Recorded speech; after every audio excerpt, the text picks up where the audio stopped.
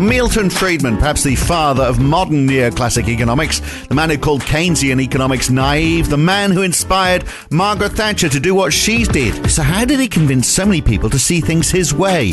Well, today on the Debunking Economics podcast with Steve Keen, we debunk Milton Friedman. A bit of fact-checking anyway. How much of what he said actually turned out to be right? I'm Phil Dobbie. That's today on the Debunking Economics podcast.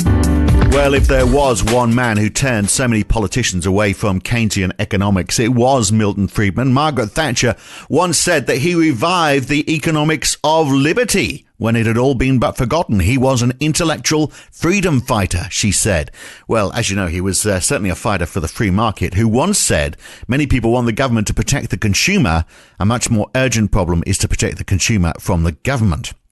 And he coined the phrase, there's no such thing as a free lunch. Well, of course, you know, unless it's from a food bank, which people are increasingly turning to, perhaps because of the work of Milton Friedman.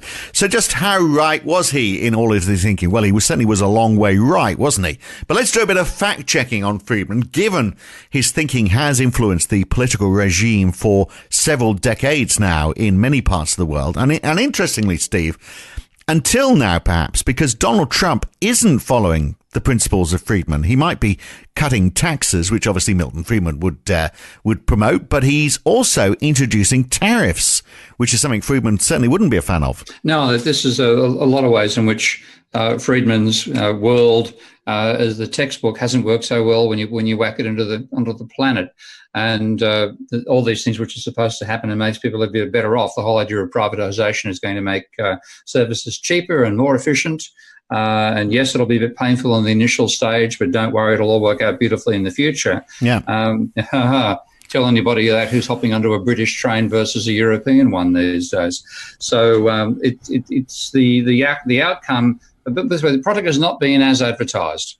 Well, Emma, on tariffs, he said, because he spoke specifically about steel, if the US imported less steel, foreigners would have fewer dollars, which mean they'd have less to spend buying stuff from the US. And so that would be a bad thing, basically. But the US wouldn't know it, he said, because he talked about things being an invisible way. People wouldn't know what jobs they couldn't have, which is why he says, you know, people support the idea of perhaps putting up tariffs because it seemed to protect the economy. But his argument is that no, there's going to be less money going out to people who can then spend that money to buy from the United States. Yeah, I mean, if I ever take a neoclassical economist seriously on macroeconomic issues, I might have some time for that proposition. But again, the whole basis of this is the whole theory of comparative advantage, and we've had a couple of hits to that ourselves over time. But let's just talk on the empirical data. When you take a look at countries that have successfully industrialized, this includes the United States of America. It is often the case that they'll whack up tariff walls, meaning you can't import the foreign stuff. You're forced to maybe produce it locally.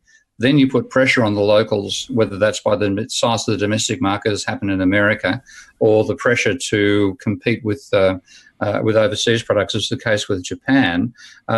That's what leads to the takeoff. And Michael Hudson, one of my great mates and fellow battlers against mainstream delusions, wrote a book called America's Protectionist Takeoff, very strongly empirically based, looking at the period when America went from being an agricultural nation to an industrial one, and it was behind tariff walls. Danny Roddick's work has found a similar thing about South Korea, of course Japan, and Malaysia and quite a few other countries. The period when they succeeded was when they did the opposite of what economic theory said would work.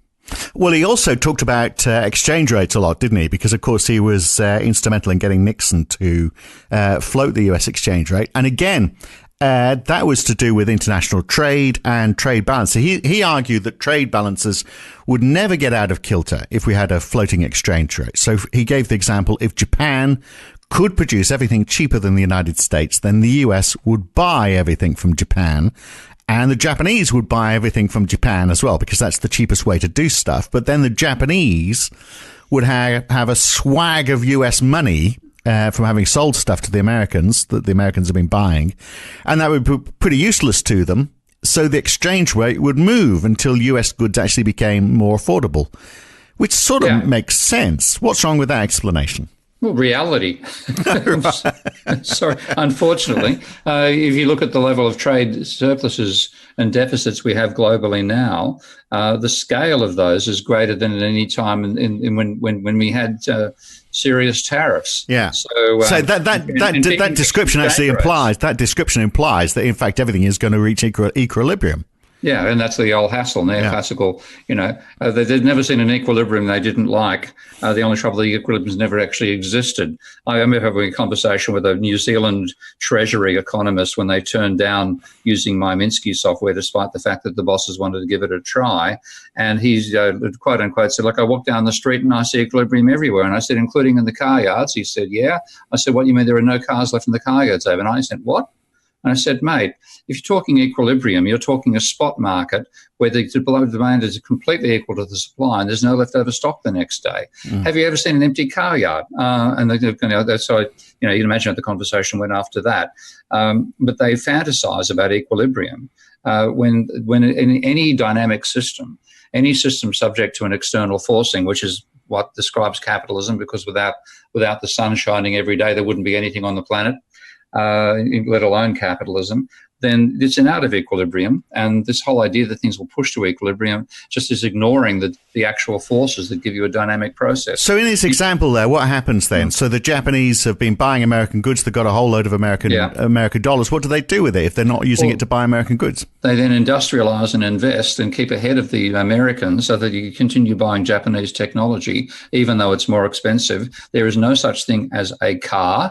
There is an industry called cars where there's numerous different types. Right. They grab one particular part of the market, they push it forward. I remember back in being a kid in the early late 50s, early 60s, and I remember my little kindergarten neighbours chatting about the Ford versus Holden, and everybody talked about buying a Japanese car. They laughed at you. Oh, you wouldn't buy that piece of junk. 10 years later, what was the piece of junk? Now, that dynamic over time can mean that Japan continues getting a trade surplus and the price system does not adjust fast enough. And the vast majority of trading on the currency markets is financial speculation anyway, 20 to 100 times the scale of what happens with actual physical goods. So they've got all these US dollars. You say they invested in their own country, but they're investing that money. They've got to buy stuff to do that, and they've got American dollars. So presumably they're buying from America in that case. Well, fundamentally, this is one of my points of contention with MMT. Of course, I agree with them on the monetary analysis of a domestic economy, but they poo-poo this whole thing about running a surplus. And to my way of thinking, trade surplus, when you run a trade surplus, yes, you're going to be getting more American dollars back than you send out to buy, so you accumulate American dollars. What you then do, you whack them at the central bank, and the central bank puts yen in your bank account. And in effect, you're forcing the hand of the central bank to give you local currency, even if the local central bank is caught up with an austerity delusion. And that means you get money to invest and money to expand and to develop your industry over time. So you'll grow faster than the country running a trade deficit. Well, there is so much more to that discussion. If you want to hear it in full, then you need to become a supporter of Steve Keen on Patreon. Go to patreon.com/Prof. Steve Keen. And if you provide $10 or more support to his economic research each month, then you get access to this and all the other podcasts in full. Or you can subscribe at debunkingeconomics.com as well. Choose one of the subscription plans in the right-hand column and you'll get access again to this and all the other podcasts in this series. So hopefully you'll do one of those two things and we'll see you back here very soon. Thanks for listening.